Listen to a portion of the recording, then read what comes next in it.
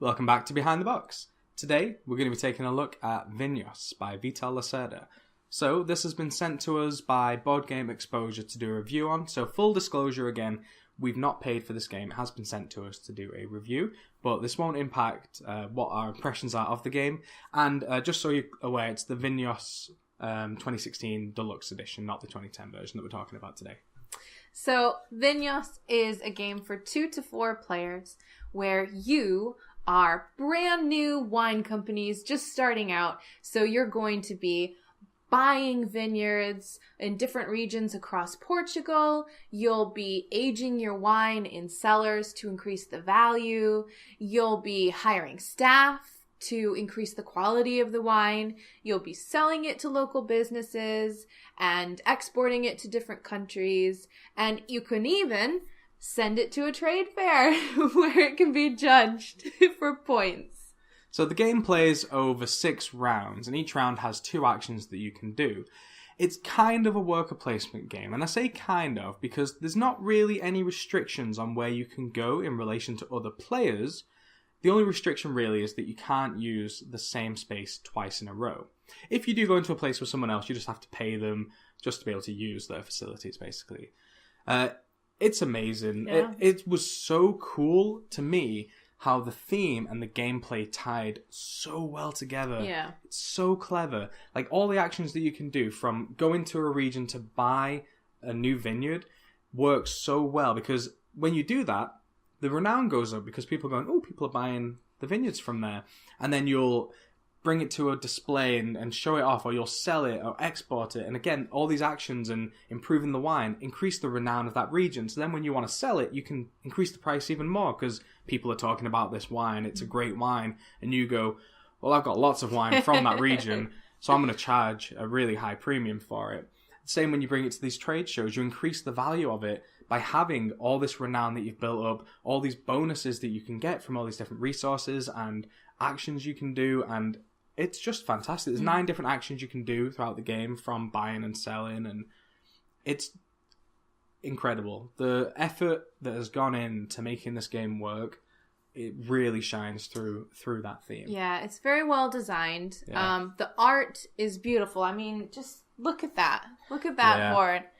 It reminds me of like a really nice crate that you would get, with a few different wines in it at Christmas time or something. Like, it's just really high quality, and the board is beautifully laid out, just as pretty as this, and really well organized so that everything has its place. It's not chaotic in any way. It's very thoughtfully designed. Yeah, the graphic design's great. So everything's laid out. You've got your section that is the where you can go and buy new vineyards. You've got the section where you can hire some staff. It's all laid out really, really straightforward. The iconography, once you learn it, makes a lot of sense. Yeah. Like, it looks like what it is that you're doing, but when you're not sure... It's overwhelming at first when you first lay it out and you're like, oh no! Everyone, because we played 3 players, me, Lindsay, and my brother, and there was a point in different rounds for each person when we just went, oh, I get it. Okay, this makes sense. I know for my brother, it was something to do with the buying and selling. He, at like round 3, he just sat back and went, oh, okay, I get it. And then from rounds 4, 5, and 6, he just was making lots of money from that. And you had a similar thing with wine. With the wine aging. So when you first make wine, when wine is produced, so each round there's a production phase, it gets assigned a quality. So this is just a statement on how good the wine actually is. And so this is influenced by how good the weather's been that year, which is a great mechanic as well. What sort of workers you had improving it, if you had any experts helping get it better, and if you've got like multiple vineyards, better grapes, things like that. And then you can increase its value. So this is where you come into that renown, or the cellar as it ages. Again, you've got other experts that can help improve the sell value, so how you're presenting it. So you've got all these different ways that you can increase the value. And there was a point when it clicked for you of like, because you were like making wine, and then as you were like, okay, I want to also do this thing which would increase the value, but to try and increase the quality. And I was like, no, that's not how it works. And then there was a point where you just kind of went, oh.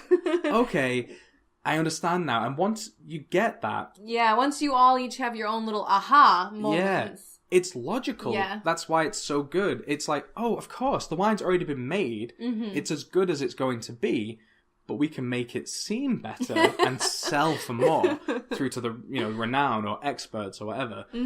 Yeah, it all works together really well. The trade fair is really cool. You basically take a wine and you show it off at the end of rounds 3, 5, and 6 to be able to say, I've got the best wine, it's really good. And then these experts, these wine magnates, they review it, they judge it, and you get points based on how well you did in each fair. And then you can also get bonus tiles from them, which is a really cool, like, it's like a variant in the game. So normally when you're playing, it's all perfect information, you can see everything, but then these tiles that come out are a bit more randomly generated, and you're not sure what's going to come out and how it's going to influence the game. But there's usually something for everyone there, because you're each coming at it with your own strategy. You're all sort of picking different actions. So by the time you get to the option of picking these little bonus tiles, there's enough variety there that there's something for each of you. Yeah, it's nice as well because you could choose to play suboptimally to try and ruin someone else's strategy, but that really doesn't pay off for either of you. And so if that would happen in a 3-player game, the other player's just going to run away with it because you have to use kind of precious resources to get these good tiles.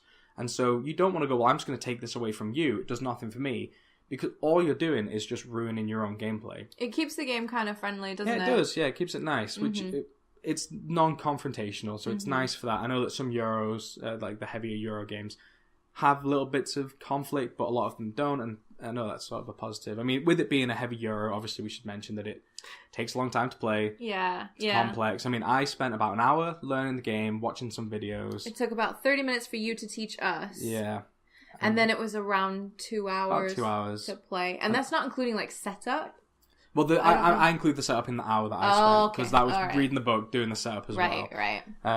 But that was for 3 players. If you've got 4, you're looking at a longer game. And it also, because it is complex, there's a lot of choice, there's a lot of open information.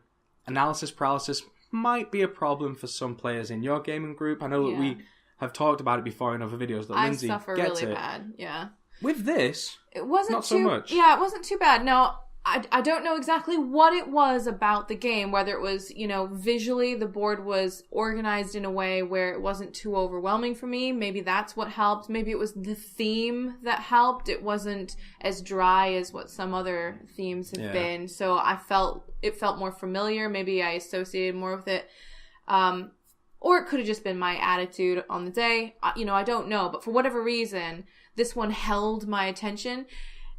I'll admit, usually somewhere around the 45-minute mark is where Lindsay just I can checks always out. I can always tell if we play a heavier game, there'll be a point, usually around 45, 60 minutes in, when it just turns, like a little switch just flips, and I go, okay, Lindsay's done playing this game. Yeah. Like, she'll see it through, but I can tell when she's gone, like, oh, I'm done. Yeah. But with this, I never got it. I never felt that with you at all. I was engaged the whole time, and at the end, when we all were so close, it just felt like it was worth it, to stay involved the whole time. I ended up winning, not to brag, but it was only by about 2 points again over Lindsay, and then my brother was only about 7 points behind you. So it was a really close game, and a big part of it came down, I think, to those bonus tiles. If some different ones had come out for you to have picked up and got some extra points, that could have been the difference there. Yeah, maybe.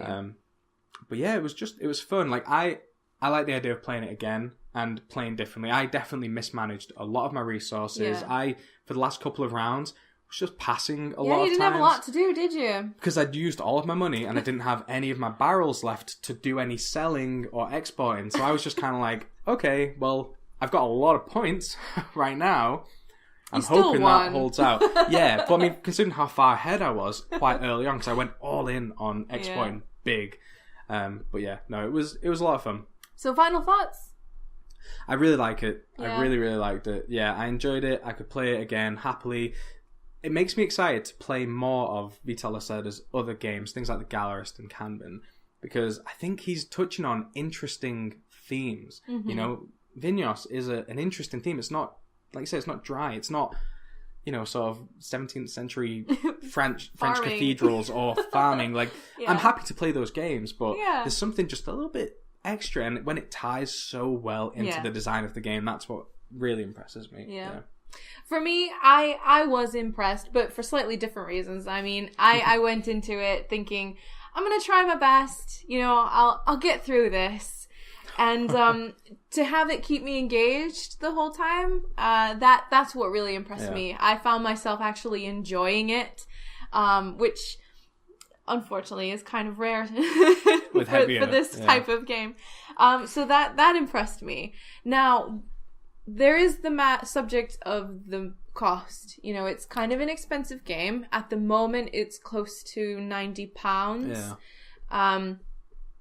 For me personally, I wouldn't pay that for this kind of game, but this kind of game isn't my kind of game. So I can see a lot of people out there loving this and wanting to and the cost, I mean, you look at it, it goes into that design as well. You're buying a really, not just component-wise, it is very nice and the art's fantastic and you get a lot of stuff, but just the actual game itself. It's a game that I think has had so much work be put into it that it's worth that extra bit purely based on the actual quality of the game itself.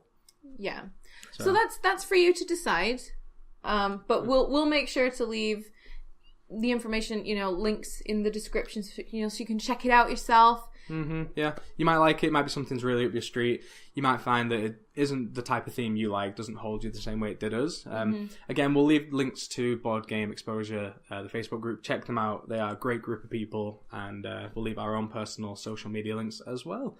But yeah, thank you very much for watching, and until the next one, we'll see you soon. See you later. Bye. Sounds like he's just going back and forth outside our house. Okay, he's gone. That's really strange. I don't know what they were doing. Yeah. I think they went round and round about. Oh, they went all the way around. A couple times. And back. Yeah.